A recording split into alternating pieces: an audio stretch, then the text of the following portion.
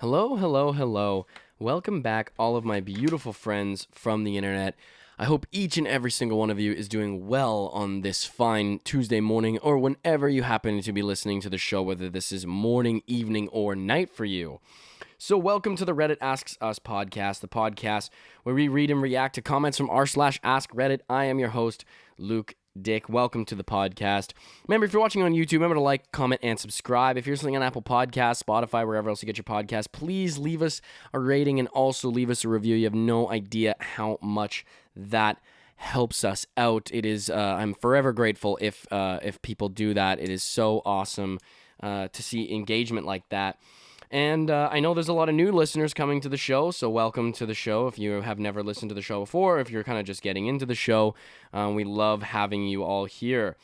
Remember, you can answer this week's Reddit question if you listen in Spotify, and if you go to the description of the episode, in the description there should be a white icon that says reply, and then in that reply you can reply to the question, and you will be notified when your response is published. So, I guess with that said, why don't we hop on and take a look at last week's responses for last week's episode. I don't know why I'm so out of breath. Holy crap. So we got 4 responses for last week. What do Europeans do that makes no sense? Phil Savannah says, the weirdest thing about European culture is no ice. No ice. Paying for public bathrooms, how small the roads are, no AC. Yeah, in Savannah, there's no way. I'm going to another country so easily. Or no AC, Savannah. No. Going to another country so easily. I'm jealous.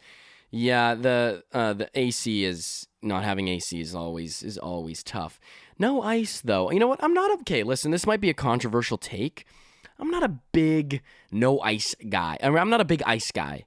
All right, I'm not a big fan of the ice. I think the ice gives the restaurant excuses to give you less of whatever you ordered. When it comes to, like, if you ordered a drink, like an alcoholic drink, I remember seeing this video on Instagram. This was so unbelievably ridiculous. These people were at, like, a high-end restaurant, and this girl, she gets this drink in this really tall, skinny glass, and there's, like, an ice cube in the glass that's like the shape of this glass, like very tall and skinny. And so... And the drink is in there. And so she takes out the ice, and there's, like, literally, like, not even, like, a quarter of the cup is actually full. A quarter of the glass is actually full of her drink. And so she goes to the waiter, and it's like, can you give me an actual drink? Like, this is just ridiculous. But, and the waiter would look so, like, when I go back to the bar, like, they first of all, he looked at her like, are you fucking poor? Why the fuck did you come here? And then, you know, he's going to have to go and tell the bartender not to use ice. So I'm not a huge fan of the ice thing. This is why when you go to a restaurant, like a fast food place, you know, you're hitting up Don's, you're hitting up wherever you're going, you always ask for no ice because the drinks are cold. They chill them anyway, right? But then the ice is the excuse to give you less drink. Next one comes from The Dopic. I hope I'm pronouncing that correctly again. Responded on your YouTube channel. Okay, let's hop over to the YouTube channel. Great episode as always. Let's check it out. So the Dopic says, first, I'm sorry you have to suffer for these podcasts. No AC sounds like hell. Well, it's not that bad during the day. It's just at night. Second, it's Dopic. Oh, Dopic. The Dopic. Okay. The Dopic. Third, my friend went to the UK for a month to visit family, and he was shocked to see so many rude people. Like, people didn't smile at you, weren't really happy to help to find your way around. Really surprising, especially since I live in Toronto, and people are so nice here and in Canada in general. So shout out to Toronto, shout out to a fellow Canadian, the Dopic. You know what? It's actually interesting. I was watching a YouTube video about this recently, and it was the differences between American and UK culture. And so... The guy who's doing the video, he's Jimmy the Great, I think, on YouTube. His videos are interesting. They're cool. He's a British guy, and he was talking about one of the main differences between British and American culture is that because the British have a history of being, you know, really oppressed, especially like by the monarchy. There's a general attitude in Britain of pessimism. There's a general like sort of attitude of you're not gonna get what you want. You're not really, and it's not that you can't get what you want, but if you do get what you want, then be prepared for the next time that you don't get what you want, because you're just gonna be disappointed. And I think that that's very reflective of their weather. They almost never see the sun, so that's gonna be a downer. I think that the lack of vitamin C definitely contributes to vitamin D definitely contributes to depression. And that's not even a joke. That's actually not a real thing. But anyways, I digress. And he was saying that Americans have, and like Canadians, I guess you could say we could be lumped into that group. We have a optimistic attitude because everything is like, he was saying the different like sayings that they have in different places. Like he said, like a common American saying is like, it's always darkest before the dawn, right? Like it's something about life is hard, but it's going to get better. And it's like it's the concept of the American dream. And that really reflects like why people went to America and Canada and left the UK, was because these people were trying to look for something different. He's like, you have to think of also too the history. The type of person that was just willing to leave it all to go to a completely barren sort of land, like obviously, fully honesty, the land is stolen land. Of course, we all, like all the European population here, we all live upon stolen land. But in terms of this, the land wasn't like there was an established sort of industrialized system over here. Like in the UK, they had hundreds and hundreds of years of building up this sort of pre-industrial system, and to just leave that all, it was quite it takes a lot of I mean, you have to be really fucking tired of where you come from to do that. So I guess it's just the difference in attitudes is like in America's always all about we're leaving the past behind. We're looking forward. It's optimism. It's it's the American dream. It's better opportunities, and it's all these sort of things. And it was, but yeah, I have heard that about the UK population. Not that they're not nice people, but it's just the ground and the foundational assumptions there are just a bit different. Next one comes from Cheese. They bag milk. I hate to break it to you, but we bag milk in Canada too. Not where I'm from, because I'm original. Well, not necessarily where I'm from.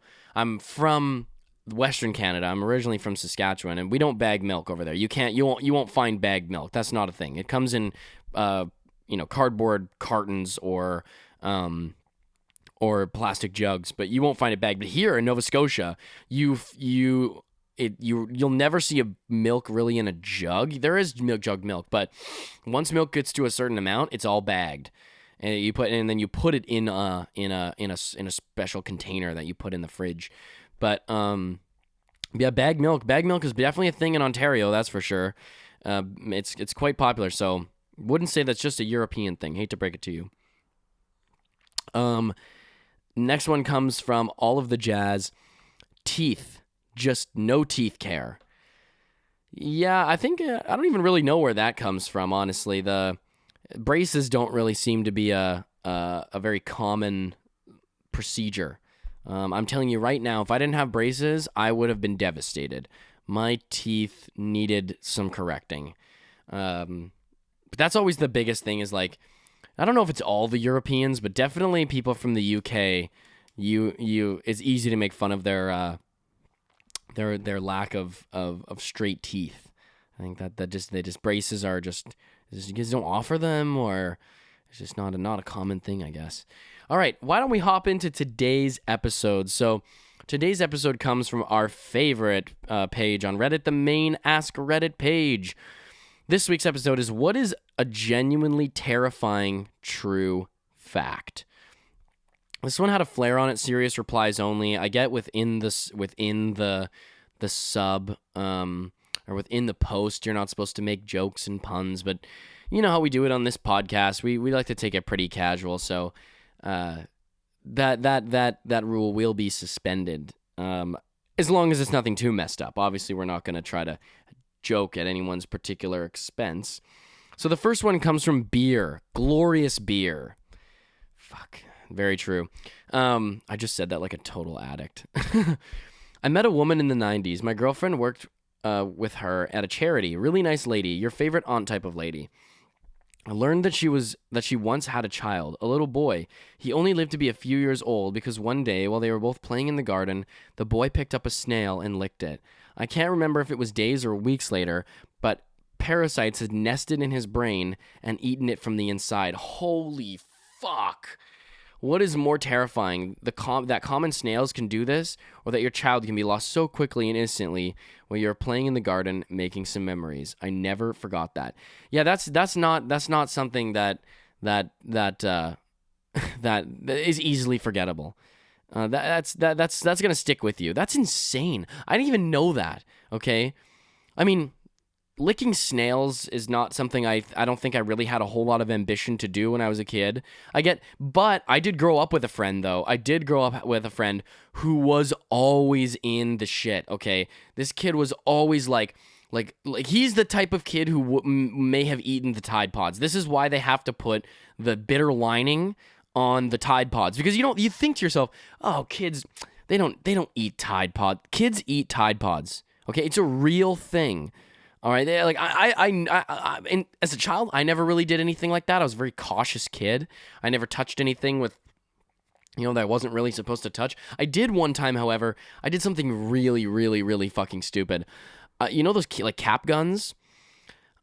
I chewed on plastic when I was a kid, just like so. I took one of these red things and I was chewing on it, and it boom kind of exploded in my mouth. Because it's force of impact, right? I thought I had used it up already. I didn't realize that it wasn't just plastic I was chewing on. There's actual like gunpowder in there, and I blew up in my mouth. Nothing. It didn't cause it an explosion or anything. Like I didn't lose my teeth, but I was definitely freaked out after that. And one time I think I got battery acid on my hands, and I didn't realize what it was, and I started like touching myself, like my arms and stuff, and I was like, oh, then I realized, oh, this is not just random liquid. This is literal battery acid. So, I could have gone blind or something. But yeah, there's definitely kids out there. So rule of thumb here is don't let your kids lick snails, okay? We got to be a bit of drill on this. Thankfully, where I was from, snails weren't really a thing. I don't really think there's very many snails out in Saskatchewan, but here there are. For sure there is. Next one comes from E in the Data Doge. Half of the world's coral reefs have died in the last 30 years, and 2/3 of the Great Barrier Reef have been damaged by coral bleaching. You know what? When I was just talking to my roommate about this, excuse me, this sounds so incredibly sad. This sounds just, like devastating information to learn. But I have to be totally honest here. I don't know what a coral reef does.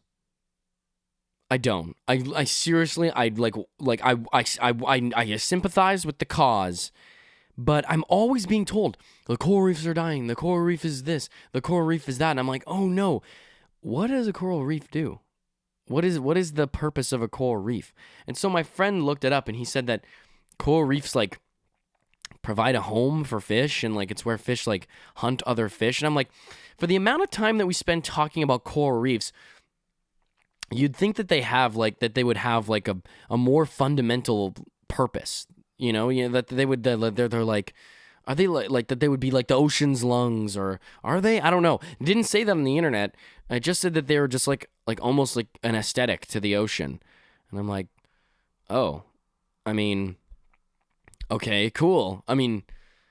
Nothing wrong with that. Definitely don't want to destroy the ocean. But if we're getting worked up about an aesthetic aspect of the ocean, I definitely think that there are worse things to be worked up about things that are going on in the ocean. Okay, maybe I'm totally wrong about coral reefs. All right, let's just think for the moment. Let's just suspend my ignorance for the moment. Say that coral reefs are just like mostly this aesthetic thing that fish use for like hunting and stuff. All right, I think that all the plastic that's being dumped into our ocean, and maybe the oil that's being dumped into our ocean, might just precede that issue of the coral reefs just a tiny little bit more. You know what I mean? The dying turtles, the overfishing of the ocean, the destroying of the ecosystems, and killing of the animals, I think might just be a bit above the ocean aesthetic. Just like, ooh, cool coral. But I really don't know. Maybe we're just suspending my ignorance here, folks. I really don't know much about coral reefs, but yeah, it sounds really tough. All right, next one comes from Marks Amar. I got one. So years ago, I started losing my balance and losing feeling in my legs, as they told me I had only about 5 more years to live. Holy shit. They did an MRI to see the bad lesions that were in my brain, and they thought I had MS. So once I do the MRI, they're like, you need to see an ENT, ear, nose, and throat doctor, right away. So I'm like, dude, tell me about the MS.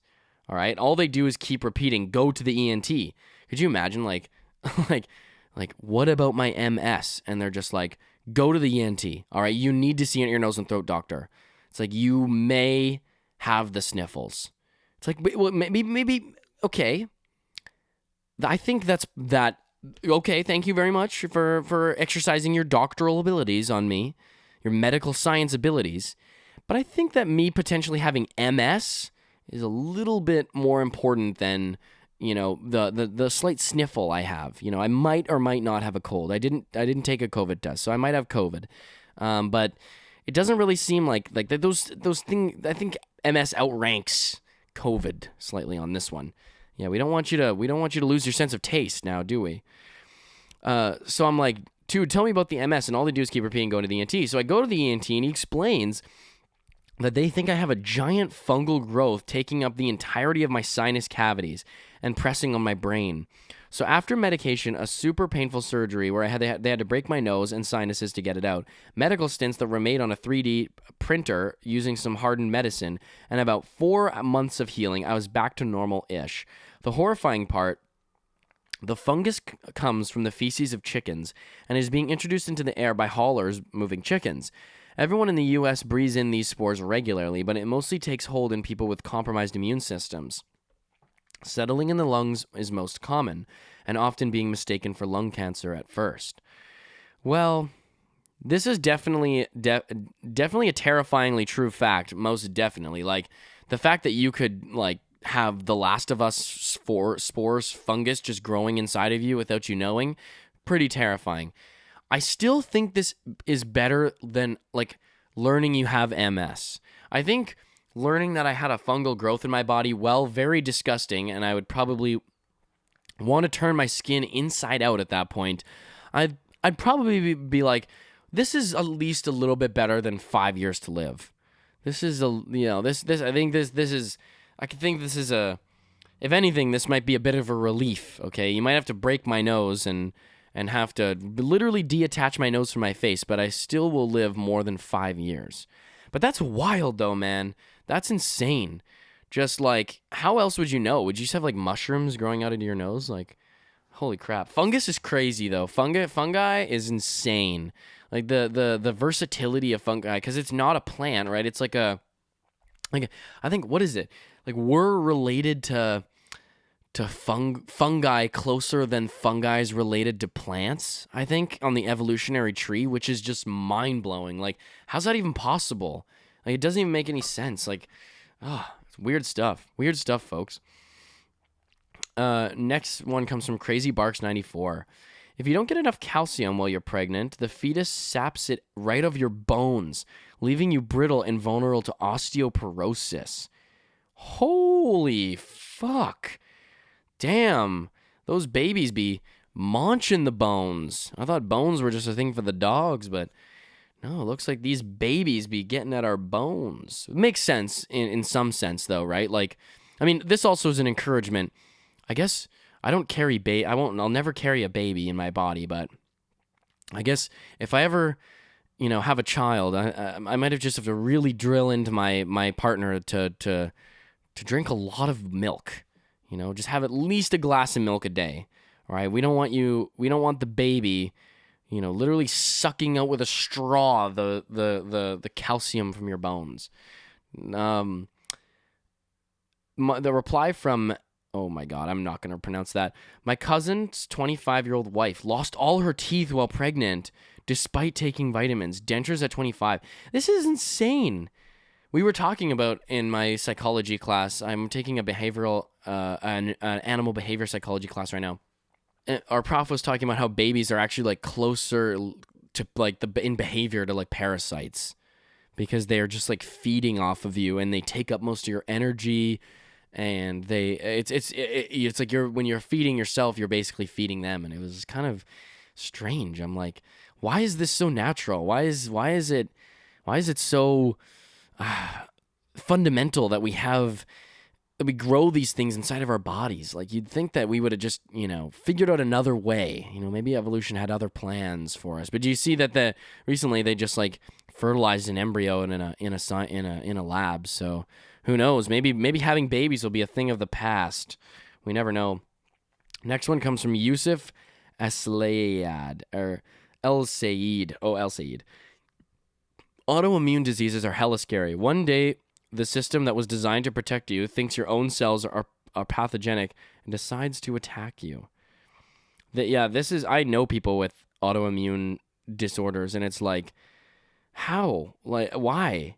It doesn't even, I guess, who knows, man? It's all very question begging, because, for example, like, I have a nut allergy, so I'm really allergic to nuts.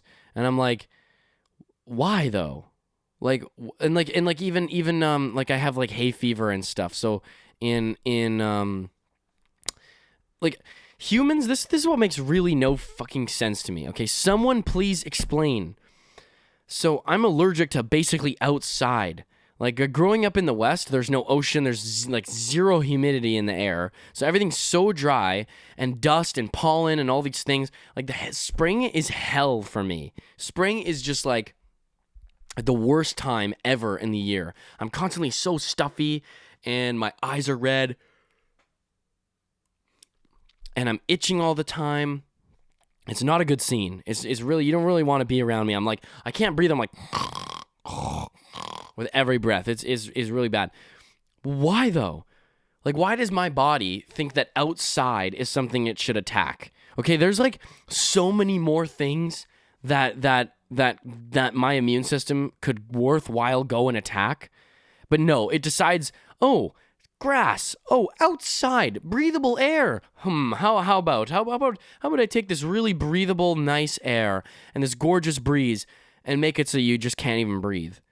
Like, really? You couldn't have just like spent more time on me preventing me, from like getting sick or, developing potentially deadly diseases in my body? But no, wind, outside. That seems to be more a better use of my body's energy. Next one comes from Smash Shablanca. Women are 8 times more likely to be murdered when they're pregnant. Holy shit. Why?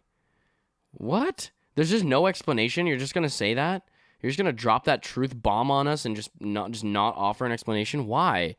That's crazy. Well, we need to change that, folks. We gotta figure something out, okay? Because it seems like there's no context with that fact is very terrifying. Next one comes from 406 Upsir. You could literally be dead in the next 10 seconds. Aneurysm, embolism, heart attack, car crash, plane crash. Life is way too precious. Man, I don't want to bring this podcast down, but like, look at the episode title. I decided to do this when I decided to do this title, but I've been thinking recently about how fragile life is. It's actually pretty insane. Like, we're literally all holding on by a thread right now. Like, it's remarkable that any of us are still alive. It's remarkable that any of us got past like 5 years old. I remember my parents were telling me a story about when I was younger, and I was like 2 or 3 years old, and they took us on like a walk or something somewhere. And I wasn't that young. Maybe I was more like 5. But I was really young. And they were admiring the trail or something, and I had kind of wandered off. Not something I normally used to do when I was a kid, but I like to explore. And I stepped out onto this frozen lake or this frozen river. And so then they looked and saw me like in the middle of this frozen river. And my dad and my mom were freaking out because they're like, would have been way too heavy to come out and get me. They would have weighed way too much. They would have fallen right through the ice and they all would have died. So my dad had to like lure me back in and be like, hey, come back. And my mom was freaking out. But could you imagine if like I ran maybe towards them and I stepped too hard and just got swooped and carried away by the lake. I bet you any money I would have died, and my dad definitely would have died because he would have 100% tried to go and get me. Like, and there's just no way. Like, holy.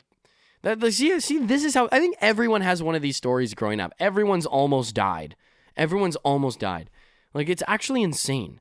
So, I guess moral of the story is that I guess we just have to really be thankful for our lives and not think about death too much, because I feel like the more you think about death, the more it freaks you out. But it's so weird that it's like life is something weird. Like, it's so interesting, man. Like, I'm sorry for going on this tangent, folks, but I was just thinking this too. It's like life is such a conscious experience. Life is so full of you being self-aware and being aware of like your own self. And death is just like the exact opposite. It's literally every fundamental experience you have, it's just gone. Like, it's just completely unknown. Regardless of whether, like, I'm not trying to be atheistic and saying, like, oh, nothing happens after you die. It doesn't matter what happens after you die. The fact is that we don't know, like, with any certainty that we literally don't know, which is just so crazy because our whole life experience is the opposite of that. It's trying to figure things out. It's figuring out what we know. We're knowing and learning and doing all these things all the time. And death is just the complete opposite of that. So I guess moral of the story, yeah, sorry folks, is just definitely appreciate your life and spend some time with your friends and do things that make you fun or make your life fun. Like listening to this podcast maybe, or recommending this podcast to a friend. Shameless plug there. How to turn death into a self-advertisement? Turn into the Reddit Ask Us podcast. Next one comes from Euthanist9. Our brains will not hesitate to remove something that is vital to us to keep us alive by programming it to die.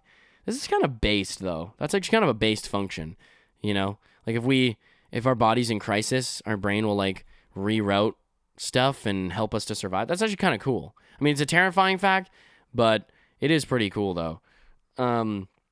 So, for example, likes a lovely cup of tea. I'd like a lovely cup of tea as well. Replies and says, what sort of thing? So David Via 7 says, for example, when you're freezing to death, your brain will shut off your blood circulation to your fingers, toes, nose and ears, arms and legs, so it can get all the blood to your body and head to keep you warm, even though you can't realistically function with these parts. Yeah, and the thing about if you get hypothermia and you die from hypothermia, like from freezing to death, it's actually probably not the worst way to die. I mean, like, it's gonna be like pretty awful for quite a while, but at a certain point you start feeling warm, and then you start taking all your clothes off and stuff, but like at least you have the sensation that you're warm, or that you at least think that you're warm, because there's a lot of ways to die where you definitely can't think otherwise, you know.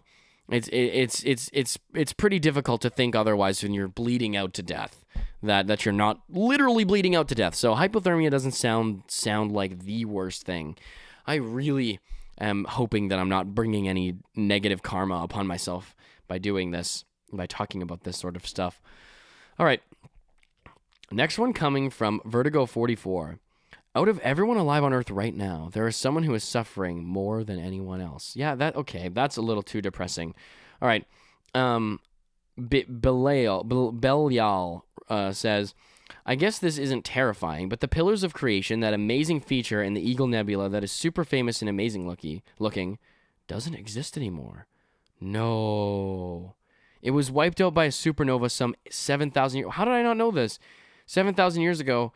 And given that it is 6,000 to 6,500 light years away, we can still see it, but in the next 500 to 1,000 years, astronomers will no longer see it in the night sky. Whoa! Though I assume they'll see a really amazing supernova, which could equally be as awesome. Imagine spending your life at just the right moment in history that you can watch a supernova unfold and wipe out a massive 4 to 5 light year tall iconic feature in our galaxy. Whoa.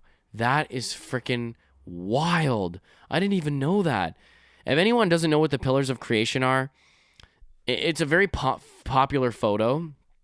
You can go and look it up. It's really cool. It's just like, it's a nebula. Or is it? I don't really actually know. It's gases. No, sorry. It's just gases. It's gases in the universe, and it's like the post said, it's 4 to 5 light years long, and it's just this really cool. These really cool, like just pillars almost, and This is a really interesting photo of space. It's just really cool. If you like space and you like to look at things out in space and stars and stuff, it's really beautiful. It's a really beautiful image. But I didn't even know it's gone now. That's actually so wild. Things that freak me out are like things like time dilation and stuff. Like when you watch Interstellar and they come back from that planet, spoiler alert, but they come back from that planet and the guy's like older and it's like, whoa, what did we miss? And then he gets all like, skip to the next like a couple 30 seconds, you've never seen Interstellar. But by the time you watch Interstellar, okay? If you haven't seen Interstellar, you need to watch it. It's literally an iconic movie. It's literally an iconic movie. So you need to actually watch that. So, because it's literally iconic. But anyways, I sound like a freaking Reddit mod. But we aspire to be like the commenters on Reddit, folks, not the moderators. But yeah, the pillars of creation are freaking awesome, but it's crazy that they don't exist. But anyways, yeah, like that stuff scares me. Like to think that like something is in like one place at one time and then to think that it's not there anymore. Like, because the imagery is so vivid in my mind, but to think if I was at that place in the universe right now, I'd see nothing. Wow, that's incredible. Though, oh yeah, sorry. So how do we know their supernova happened, asks NFLX to the moon. There's no definitive proof, but it's theorized that they were wiped away 7,000-ish years ago. There is a huge cloud of dust in front of our view of the pillars, which may have attributed to a supernova and the subsequent destruction of the surrounding objects, which would also cause the pillars to be destroyed. It's possible that they could be wiped away, or that it could take thousands of years for them to fully erode. Yeah, I guess we'll see. Maybe not, actually. Who knows? Hopefully we can harness the powers of Star Trek. Next one comes from Call of the Curtains. With our lifespan increasing due to modern medicine, we are at an increased chance of developing dementia.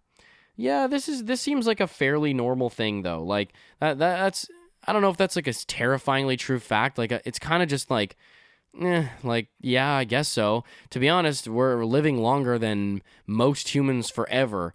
You know, it's nice to live past the age of 30.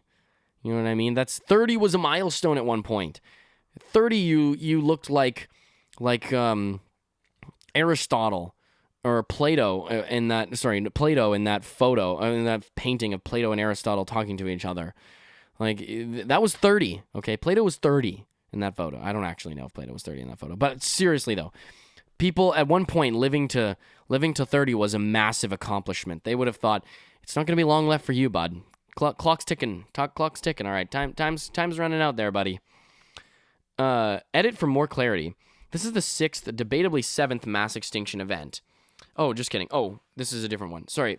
Next one comes from Team Tree Syndicate.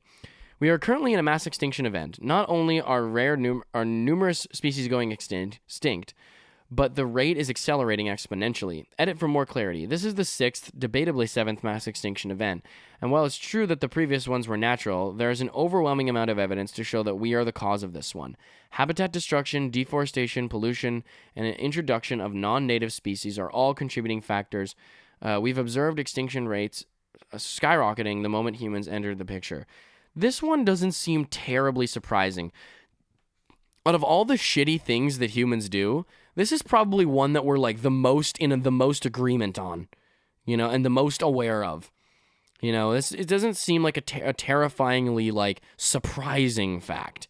You know, humans tend to cause a lot of destruction no matter where we go. So the more of us there are, it seems natural that we might fuck it up. But you know what? I like to be optimistic. Let's take a deviation from the Brits on this one. All right.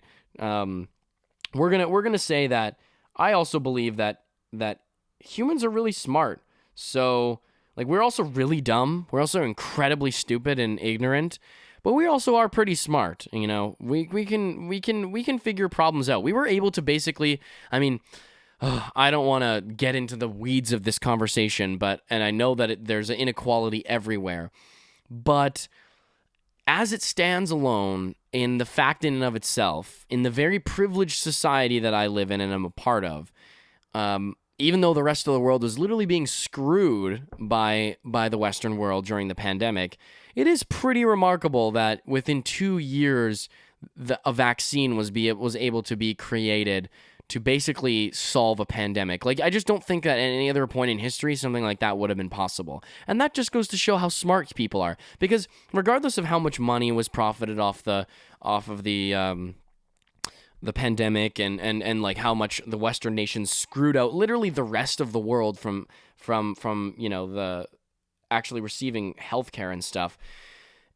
The science that goes into, like, the people who are actually in the lab doing the work of creating the vaccine and being on those scientific teams, the people with the real knowledge, not the business people, but the people with the real knowledge in the lab, those people are incredibly smart, and it takes vast amounts of resources to be able to do something like that, and it is pretty remarkable. So I do have faith in the human race that eventually we can come to a point where we can, like, help to reserve all the really shitty things that we've done. Next one comes from London Town Geezer. London Town Geezer. When watching old sitcoms, everyone on the laugh track is dead. Yeah, that's fucked up. That's fucked up. That is... I've heard that before, and especially when you're watching, like, an old sitcom, it's like, think about how many people in that crowd are dead now. It's like, oh. Well, I mean, it is eerie to think about that. But dead people have also been on podcasts, too. So if you ever go and watch a podcast, there's, someone who's... That person's dead now. So I guess maybe you're just less aware of that while you're watching TV. You usually watch TV to, like, get away from thinking about things like, I don't know, dying and death. So when that kind of infiltrates into your TV watching enjoyment, then I can see how that might impede your enjoyment of your television experience. But anyways, next one comes from... Oh, yeah, we already went through this. Everything's all about dying. I want to hear some crazy facts that are terrifyingly true that have nothing to do with people dying. Next one comes from Lena Licious. Antibiotic treatments are becoming less and less effective, and common infections and minor injuries could become life-threatening. As someone... Yeah, this is called antibiotic resistance. I remember learning about this when I was... For my job, I was present at a conference about antimicrobial resistance for horses. As someone who uses that has... What the heck? As someone that uses them at least once or twice in a year... And this is not me, okay, folks? I'm not trying to stumble on purpose. Antimicrobial or antibiotic resistance is genuinely terrifying to me. Like, it's like bacterial infections becoming viral ones. Yeah, that is probably a pretty terrifying fact, that we might just be making ourselves immune to, or less immune to infections because of antimicrobials and stuff. Your next one comes from Emperor Cato. Your bed has around 10 million dust mites. Great. That's just amazing. I love mites. I don't think you could ever say a sentence or think about anything that has the word mites in it and you're like, let's go. Like, you're like, that's fucking sick.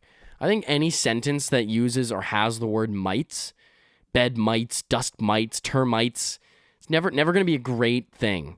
If you hear the word mites in a sentence, you can pretty much be rest assured that whatever is said in that sentence is going to suck. That whatever went on and whatever that person just said is probably not a great thing. No one says, I love termites. I love how they're eating away at the foundations of my home. This is great. I just love mites in general. I'm a big mites guy. I'm big on mites. Mites are great. Just love them. Can't get enough of those mites. I just ate these delicious mites. No one says that, okay? Although, I can't imagine that sentence hasn't been uttered by someone in history. Next one comes from Blackberry Agile 193. There's a theory that the reason we can't detect life outside of ours is due to the fact that all intelligent life is inherently self-destructive, and it will crumble too fast for two separate species to be technologically advanced enough to communicate their existence to the universe. Yes, this is an actual thing. What is the name for that? It's called the great, what is it called? Damn it, people are going to be so mad at me that I don't remember this. The Great Filter. It's called the Great Filter. And basically it says that there's different types of civilizations, and as you advance in your civilization, every civilization becomes advanced to the point where they all destroy themselves. You know what? I don't know about this. It is curious to think that, why isn't there... Like, why don't we see other life in the universe? Like, but also you got to remember too, like humans have shown up really, really soon on the evolutionary like timing scale chart of how long. Like, there's been, like, think about it. Intelligent life might just be more difficult because there were dinosaurs on the planet like 65 million years ago. The whole dinosaur era existed for millions, tens of millions of years, and not one of them was smart enough to make a computer.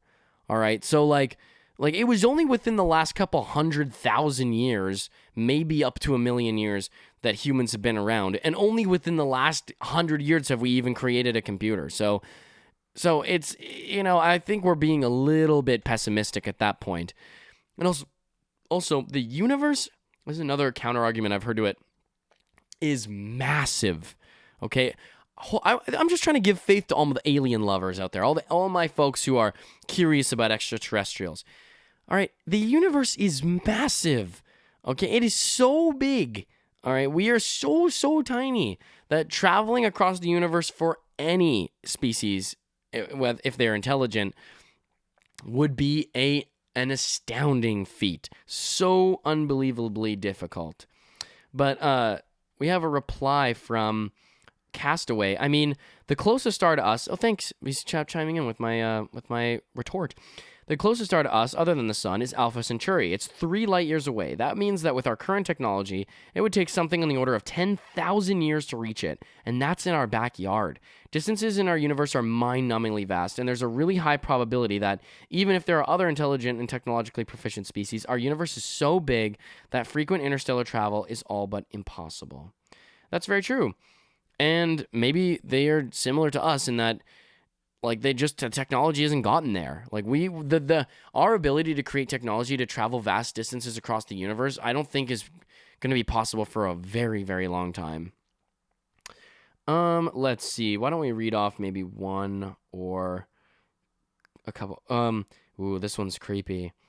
Leibniz Throwaway says, "We'll never know who the best serial killers are." Whoa. This is like Jack the Ripper or something. That's actually insane. Holy fuck. Is it possible, though? You think so? Like, serial killers on the tend to not really be able to control themselves. Serial killers seem to have what is the word I'm looking for? An inclination to become a little bit careless. Because murdering people is a very unorthodox thing to do. Most people don't go and murder people. So when people are being murdered, all right, especially in a serial-like way, it's quite abnormal. I wouldn't consider that just like a regular happenstance occurrence. So at least the ones that we do know about, they tend to get a little careless. They have difficulty controlling themselves. They'll do, to a certain extent, they'll do whatever they need to do to kill someone. So it's usually within, at least from all the shows that I've seen, it's usually in the neglect that they have to, control their own ability or control their own, inclination to want to murder folks that really ends up being their downfall. They have a hard time being, in having self-control. It's not like you're just if you're murdering someone in a serial-like fashion, odds are you're probably not the most, you're probably not the most self-controlled person. You're probably not the most, normal average Joe. You probably you probably have quite a bit of shortcomings that you might leave a trail of clues. All right, it seems like you might be a little neglectful at points. You might just be a little neglectful. All right, why don't we just cap it off there? Tried to make this one a little bit more light, even though the serious nature of a lot of these. I didn't give a trigger warning, but hopefully we didn't necessarily need one. Anyways, thank you all so much for tuning into this week's episode of the Reddit Asks Us podcast. I appreciate every single person for listening and tuning into the show.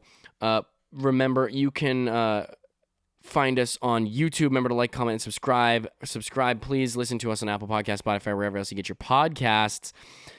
You can also reply to this week's episode's question by clicking the description of the episode, and in Spotify, and to the bottom right is or to the right is a white icon that says reply, and you can reply and have your response published, and you will be notified when it is published. Thank you, each and every single one of you, for tuning into the Reddit Asks Us podcast. I'm your host, Luke Dick, and I will see y'all next week. Peace out. Love you. Bye.